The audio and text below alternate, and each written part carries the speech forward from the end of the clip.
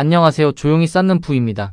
너무 올랐으니 지금 팔고 좀 기다릴까? 이 생각이 한 번이라도 드셨다면 오늘 영상이 직접적으로 닿을 수 있습니다. 현금화하고 싶은 마음은 완전히 이해할 수 있는 감정입니다. 그런데 그 판단이 실제 투자 결과를 더 좋게 만들어주는지는 전혀 별개의 문제일 수 있습니다. 실제로 많은 분들이 그 생각을 행동에 옮겼다가 예상과 달랐던 결과를 마주합니다. 그럼 이제 시작합니다. 시장이 많이 올랐다는 말이 들릴 때마다 많은 투자자들이 비슷한 흐름으로 생각하기 시작합니다. 지금까지 수익이 났으니 일단 지켜야 한다는 생각, 더 오르기 전에 아니 더 내리기 전에 빠져나와야 한다는 생각, 조금만 기다렸다가 조정이 오면 다시 사면 된다는 생각. 이 세 가지 생각이 거의 동시에 머릿속에 들어옵니다. 이 생각들이 잘못된 것은 아닙니다. 오히려 신중하게 투자를 대하는 분들에게 나타나는 자연스러운 반응입니다. 수익이 쌓여 있을수록 잃고 싶지 않다는 마음은 더 강해집니다. 그 마음이 현금화라는 행동으로 이어지는 것은 사람이라면 충분히 이해할 수 있는 과정입니다. 문제는 이 생각들이 실제 행동으로 이어졌을 때 그 결과가 생각만큼 잘 작동하지 않는 경우가 많다는 점입니다. 현금화하고 기다리는 전략이 실제로